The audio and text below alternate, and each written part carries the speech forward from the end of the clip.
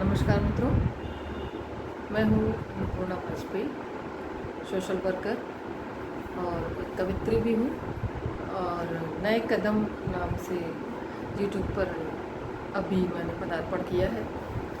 तो इस नए कदम पे मेरा कहने का मतलब ये है कि नए कदम जो भी होते हैं, सभी के अपने अपने कदम हैं। जिस क्षेत्र में वो आगे बढ़ना चाहता है तो हर व्यक्ति के उसके नए कदम होते हैं। मैं यूट्यूब के क्षेत्र में अभी नई हूँ और मेरे अभी पहले कदम हैं। 2-3 मेरे वीडियोज़ अभी आ भी चुके हैं। तो एक मैंने वीडियो बनाया था, छठ पूजा पर आधारित था वो, जो कि मैं एक अपनी फ्रेंड के पूजा के कार्यक्रम में गई थी। तो मेरा मन किया कि मैं आप लोगों के साथ उस चीज़ को साझा करूं, तो मैंने वो पूरा वीडियो आप लोगों के साथ में साझा किया था। जितना मैं जानती थी उतना मैंने आप लोगों को बताया था। और अब मैं इस नए कदम के माध्यम से मैं आप सबके सामने मैं एक मतलब स्त्री जागृति के ऊपर कुछ ऐसे एपिसोड बनाऊंगी, ऐसे एपिसोड लेके आऊँगी, तो संभवतः आप सबको उसमें कुछ ना कुछ लाभ मिलेगा। मैं अपने विषय में थोड़ा सा अपना परिचय भी और देना चाहूँगी। मैं शक्ति ब्रिगेड की मैं अध्यक्षा, संस्थापक अध्यक्ष भी हूँ, जिसके माध्यम से मैं महिलाओं को एम्पावरमेंट देती हूँ, उनको आत्मसुरक्षा के गुण भी सिखाती हूँ। और मेरा अपना जो है ब्लॉग भी है नूतन नाम से। तो ब्लॉग पे भी मैं नारी मतलब सशक्तिकरण के ऊपर मैंने कई सारे अपने मतलब ब्लॉग लिखे भी हैं।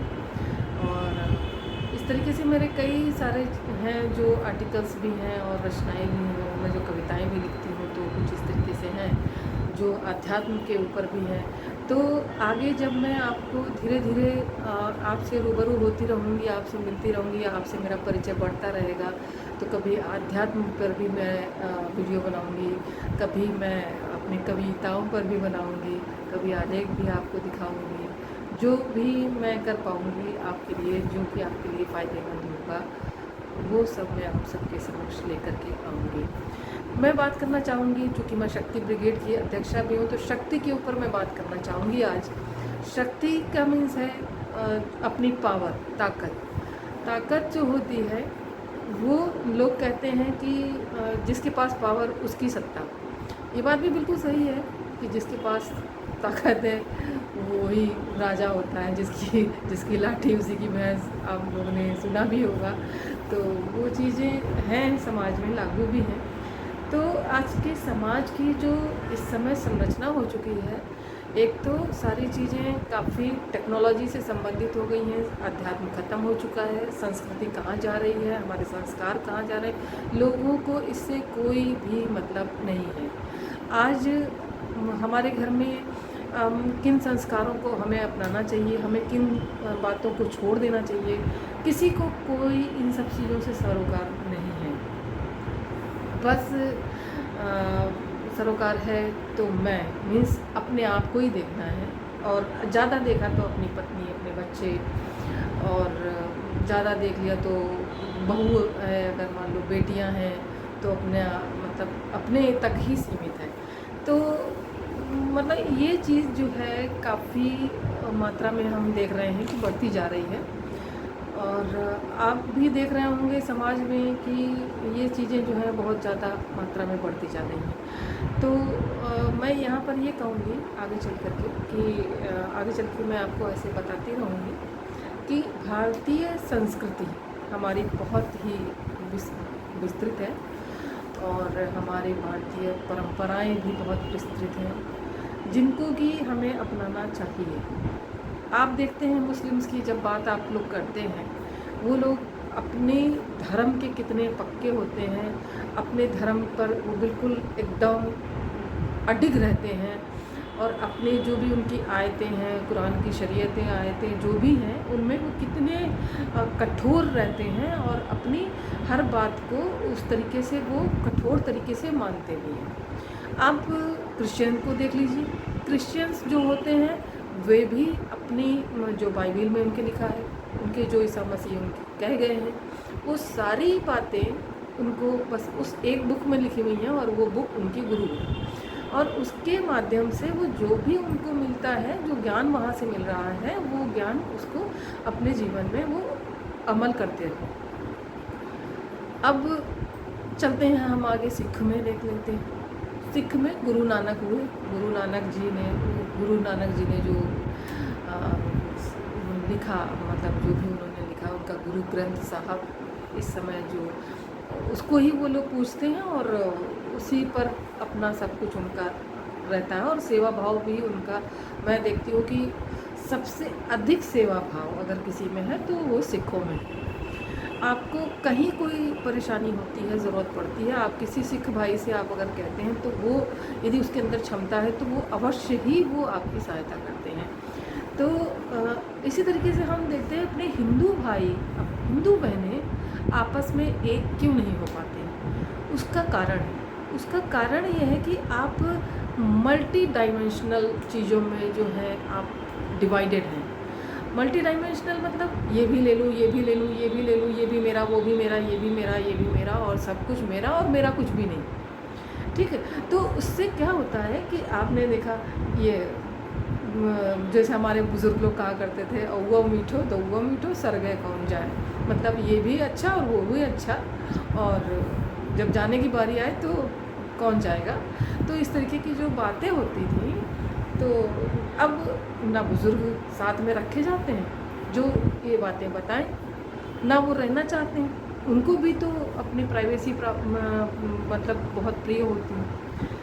और वो बच्चों के साथ आज जब टेक्नोलॉजी का ज़माना है, जब आगे बढ़ रहे हैं, सब सारे बच्चे आगे बढ़ रहे हैं, तो जो पहली पीढ़ी है, जो दादी बाबा हैं और जो आगे टेक्नोलॉजी वाले बच्चे हैं, उनके साथ उनका तालमेल नहीं बैठ पाता। तो जब तालमेल आपका नहीं बैठेगा तो मल्टी डायमेंशनल आप हो ही जाएंगे। तो सबसे पहला काम करना होगा हमें कि हम अपना तालमेल बिठाना शुरू करें। उसके लिए घर में जो बुज़ुर्ग हैं उनका पूरी तरह सम्मान किया जाना चाहिए। आप उनसे उनके अनुभवों को जानिए। ये सेकंड पीढ़ी कर सकती है। जैसे जो बड़े हैं, सबसे बड़े हैं जो दादी बाबा हैं, उनके बाद में बीच में माँ बाप होंगे, उसके बाद फिर मतलब बच्चे होते हैं। तो जो सेकंड पीढ़ी है मीन्स माँ बाप, दादी बाबा, मम्मी पापा प्लस बच्चे, तो ये थर्ड पीढ़ी हो गई बच्चों की। सेकंड पीढ़ी में जो माता पिता हैं वे इन दोनों पीढ़ियों को जोड़ने का काम कर सकते हैं। ये सेतु बन जाते हैं यहाँ पर।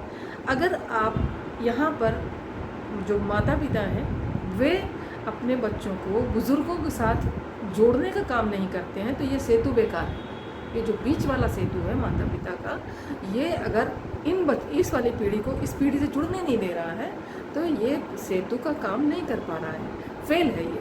तो यहाँ पर हमें करना क्या है कि हमको जो हम हैं बीच में जो माता पिता होते हैं वो थर्ड पीढ़ी को जोड़ने का काम करें, ताकि हमारे जो संस्कार हैं वे अपने अनुभव बताएंगे थर्ड पीढ़ी को। आप बीच में बैठिए और उनको बताइए कि हाँ, जैसा दादी बाबा बोल रहे हैं या नानी नाना बोल रहे हैं वो बात को ध्यान से सुनो। यदि तुम्हारे मतलब काम की है तो ठीक है, नहीं है तो भी 1 घंटा तुम्हें दादी बाबा जी के साथ में, नानी नाना के साथ में 1 घंटा ज़रूर देना चाहिए। समय हो तो ज़रूर दो, नहीं है आप बाहर रहते हैं, मतलब नहीं आप उनके साथ अपना समय दे सकते, तो आप कोशिश करें कि जब भी आएँ तो अपने आप समय उनके साथ में देना शुरू करें। एक बात। दूसरी बात ये हुई कि आप भी जब भी आप बातचीत करें तो ये बात करें कि हमारे संस्कार ऐसे होते हैं, हमारे संस्कार ये हैं, हमारे संस्कार इस तरीके से कहते हैं, हमारे इतने वेद हैं, हमारे ये उपनिषद हैं, हमारे इतने पुराणे हैं, हमारे जो लेखक लिख गए हैं, हमारे जो ग्रंथ लिखे गए, हमारे जो पुराण लिखे गए, जो वेद बनाए लिखे गए, वे सब हमारे लिए एक सेतु का काम करते हैं और हमारे जो है जीवन को दर्शन प्रदान करते हैं, स्थिरता प्रदान करते हैं। तो इस समय सबसे ज़्यादा अगर ज़रूरत है तो बच्चों को स्थिरता देने की ज़रूरत है, क्योंकि इस समय जो टेक्नोलॉजी का ज़माना है जिसके साथ में वे भाग रहे हैं, तो स्थिरता देने का काम हमारे संस्कार, हमारे जो है संस्कार और संस्कृतियाँ हैं, ये सारी चीज़ें उनके साथ में थोड़ी थोड़ी जुड़ी रहनी चाहिए, थोड़े थोड़े उनके कदम ज़मीन पे रहने चाहिए। नहीं तो हवा में उड़ते उड़ते अचानक से जब वो उसकी एयर ख़त्म हो जाती, हवा ख़त्म हो जाती, गुब्बारा नीचे आ जाता है। तो वो चीज़ नहीं होनी चाहिए, कदम ज़मीन से जुड़े रहने चाहिए। तो उन कदमों को ज़मीन से जुड़े रहने में आपका पूरा योगदान हो सकता है। आप सब जो द्वितीय पीढ़ी है, माता पिता का रोल अदा कर रहे हैं हम सब, और हमारी बहुत बड़ी जिम्मेदारी बन जाती है कि हम ये जो सेतु है, ये जोड़ने का काम करने का है। हमें संस्कृति से जोड़ना है, हमें बुज़ुर्गों से जोड़ना है, हमें घर परिवार से जोड़ना है। तो हमें सबसे पहला काम करना है जोड़ना। तो जोड़ने का काम हमें सबसे पहले करना होगा।